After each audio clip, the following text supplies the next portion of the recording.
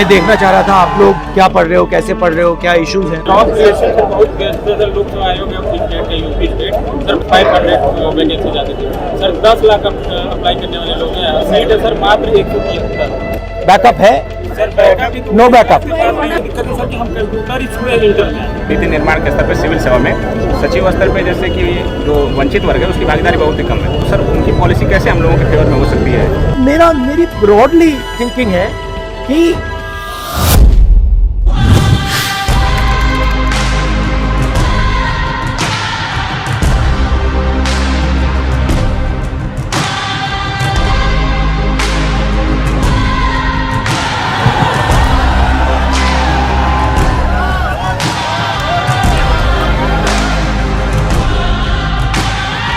तो बताओ house it कैसा चल रहा है?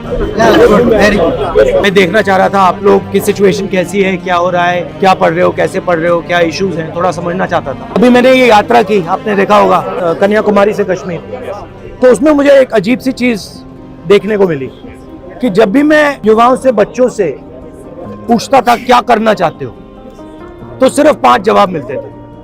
मतलब 99.99% लोगों ने मुझे बस 5 जवाब दिए।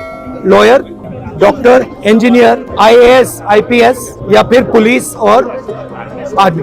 शायद एक लड़की मिली जिसने कहा कि मैं अपना बिजनेस चलाना चाहती हूँ, तो इसलिए मैंने सोचा कि मैं आज डायरेक्टली आपसे आके थोड़ा पूछ लूँ आपकी एस्पिरेशन क्या है, क्या कर रहे हो, क्या कोशिश कर रहे हो, क्या मुश्किलें हैं, ये मैं समझना चाह रहा था, क्योंकि आप उन 5 में से एक या 2 हो। सर सिस्टम में 2-3 जगह खामी है। पहले तो एजुकेशन, हम सर ग्रामीण भूमि से आते हैं, मैं यूपी का, पूर्वी यूपी का। कहाँ के? बनारस।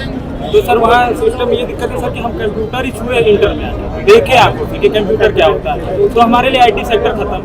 फिर हमको जब तक पता चलता है कि IT सेक्टर का रोड मैप क्या है, अदर बिजनेस का रोड मैप क्या है, स्टार्टअप कैसे खुलते हैं, तो इसकी नॉलेज नहीं होती हमको, तो हम सिंपली BA कर लेते हैं। फिर हमारे आगे अपॉर्चुनिटी दिखती है आर्मी, पुलिस, UPSC, तो एक प्रतिष्ठावान जॉब हो जाती है UPSC एंड स्टेट PCS के लोकसभा आयोग की सर्विसेज। आप सब ने ये डिसीजन लिया है कि आप कॉम्पिटिटिव एग्जाम में जाना चाहते हो। ये जो डिसीजन आपने लिया है, ये आपका डिसीजन है या समाज का डिसीजन है या मामा पापा का डिसीजन है या भाई का डिसीजन, किसका है? आपका है। समाज का डिसीजन, हाँ समाज का है। सर अगर हमें समाज को अपने ग्रोन अप करना है तो उसके लिए हमें कॉम्पिटिटिव एग्जाम तो क्लियर करना ही पड़ेगा। उसी के चलते एक रास्ता बचता हमारे पास भी, हमारे पास एक अच्छी सैलरी हो और हम अपने आने वाली पीढ़ी को या फिर अपने सराउंडिंग को ग्रोन अप करा सकते हैं। होना नहीं चाहिए। मान लो आपने ये कॉम्पिटिटिव एग्जाम किया और किसी ना किसी कारण आप पास नहीं हुए, तो फिर बैकअप क्या है? बैकअप है? No backup. बट आप लोग यंग जनरेशन हो बॉस, अगर आप लोग ये काम नहीं करोगे तो कौन करेगा? प्लान भी नहीं रखा किसी के पास, ये होना चाहिए। सर एक्चुअली लाइफ के पास और मिडिल क्लास के पास प्लान भी होता नहीं, या तो हम सर एग्जाम क्लियर करेंगे या तो हमारी शादी। शुरू करने से पहले प्लान बी के बारे में क्यों सोचना चाहिए? नहीं सर, भैया हाँ, मेरा यही आपकी एज क्या है? 21 पे आप कह रहे हो कि मुझे ऑप्शन भी नहीं चाहिए, मगर मेरी जिम्मेदारी है कि आपको ऑप्शन भी मिल जाए। जॉब क्रिएशन का बहुत सर लोकसभा आयोग है स्टेट का, यूपी स्टेट सर 500 वैकेंसी जाती थी सर, 10 लाख अप्लाई करने वाले लोग हैं, सीट है सर मात्र 173। अप्लाई करने वाले तो लोग हैं, लेकिन सीटें लगातार जा रही हैं और लड़के जितने भी उसमें कोशिश कर रहे हैं वो या फ्रस्ट्रेशन हो रहा है लगातार कि सुसाइड रेट इंडिया में।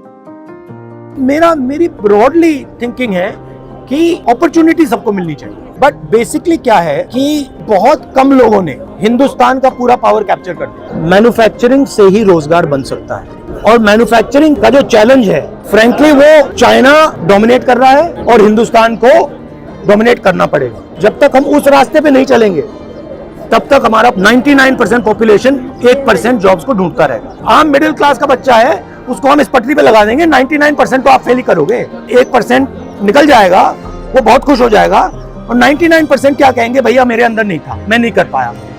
मगर ये झूठ है, आप में कोई कमी नहीं है। अगर मैंने 100 बच्चों को यहाँ बैठा दिया और कहा कि भैया आप में से एक बचेगा, 99 की ठीक है, 10 की गलती हो सकती है, 15 की हो सकती है, 20 की हो सकती है, बट 30-40-50% कितनी हो सकती? बैंक से हमको लोन नहीं मिलता आसानी से। अभी जो योजना चल रही पीएम मुद्रा योजना, सर ये दिखावे के लिए तो बहुत है कि वो अल्लाह की बहुत मिल रहा है सबको, लेकिन मैं रियलिटी बता रहा हूँ सर, आप आसानी से नहीं पा सकते मुद्रा लोन, और उसका सर टैक्स भी बहुत ज़्यादा ले रहे हैं। 1% वाले पे बात करना है, जैसे बिजनेस आता है, अगर हम जाना भी चाहें तो फंड नहीं है मिडिल क्लास फैमिली के लिए, और अगर फंड भी दे दे गवर्नमेंट तो उसको लेने पाने के लिए इतनी नॉलेज नहीं है कहाँ से लेंगे, और गवर्नमेंट भी ऐसा तरीका भी नहीं बताता कैसे ले पाएंगे। अगर आप हिंदुस्तान के बैंकिंग सिस्टम को देखो, आपने कहा कि हमें बैंक लोन नहीं मिलता, आपने कहा कि मुद्रा लोन मतलब प्रयास है उसको मिलता होगा, प्रोसेस नहीं है, वो ठीक है, मगर अगर आप देखें तो 10-15 लोग हिंदुस्तान के पूरे बैंकिंग सिस्टम को कंट्रोल करते हैं, ठीक है, उनका बिजनेस फेल हो, सक्सीड हो, कुछ भी हो, कोई फर्क नहीं पड़ता, ठीक है। तो पूरा का पूरा जो बैंकिंग सिस्टम है जिसको डिस्ट्रीब्यूट करना चाहिए, सबसे पहले वो बिल्कुल कॉन्सेंट्रेटेड हाथों में है, 5-10 लोगों के हाथों में। हम देखिए सर ओबीसी कम्युनिटी से आते हैं, तो सर हमारे साथ पक्षपात हम हर जगह देख रहे हैं। जैसे ना कि मेरा मुद्दा ये है कि जैसे आपने कहा कि जो नीति निर्माण के स्तर पर सिविल सेवा में सचिव स्तर पे जैसे कि जो वंचित वर्ग है उसकी भागीदारी बहुत ही कम है, तो सर उनकी पॉलिसी कैसे हम लोगों के फेवर में हो सकती है? मैंने कभी कर्नाटक में बोला, सबसे पहले तो ये पता लगाना पड़ेगा कि हैं कितने लोग। अगर मतलब हम यहाँ कुछ बांटना चाहते हैं तो हमें ये तो पता लगाना पड़ेगा भैया यहाँ पे कितने कितने अलग लोग हैं। तो मैं सोचता हूँ कि पहला कदम सेंसस। आपकी हड्डी टूटी है तो एक्सरे तो करना पड़ेगा ना, एक्सरे के बिना मैं वहाँ पे इलाज करना शुरू कर दूं कोई मतलब नहीं है। उसके बाद एक बार पता लग गया कौन लोग हैं, फिर पॉलिसी बनाने में आसान हो जाती है। मुझे बहुत खुशी हुई सर, मैं आपको बहुत सपोर्ट करता हूँ सर। पहले आप ऐसे नेता हैं जो राष्ट्रीय स्तर पर ये बात रखिए। आप एज अ पॉलिटिशियन कैसे सजेस्ट करेंगे कि पॉलिटिशियन में कैसे करियर होना चाहिए? पॉलिटिकल करियर में भी अलग अलग तरीके होते हैं, तो मेरा तरीका थोड़ा अलग है। मेरी सोच है और ये नेचुरली मेरे अंदर है कि जो कमजोर है, जिसको अपॉर्चुनिटी नहीं मिल रही है, जिसको दबाया जा रहा है, जिसको डराया जा रहा है, धमकाया जा रहा है, उसकी रक्षा करना मेरे लिए पॉलिटिक्स है। सर कौन सा मोमेंट भारत जोड़ो यात्रा में आया था जिसने मतलब आपको झकझोर के रख दिया, जिसने आपको दुखी किया, और एक वो मोमेंट बहुत सारे कोई एक नहीं, बहुत, क्योंकि एक्चुअली मुझे क्या लगा भारत जोड़ो में कि इतनी एनर्जी है देश में, मतलब अनलिमिटेड है और जाया हो रही है। सही दिशा में इस्तेमाल नहीं होता। मतलब जो इतना केपेबल लड़का है, लड़की है, उसके लिए रास्ता ही नहीं बन रहा है, वो धंसा पड़ा हुआ है, फ्रस्ट्रेट हो रहा है। तो ये मुझे मतलब, और ये हर स्टेट में था। राहुल मेरा 15 इयर्स का ड्रीम था आपसे मिलने का। फाइनली आफ्टर 15 इयर्स पूरा हुआ है। Okay, nice to meet you.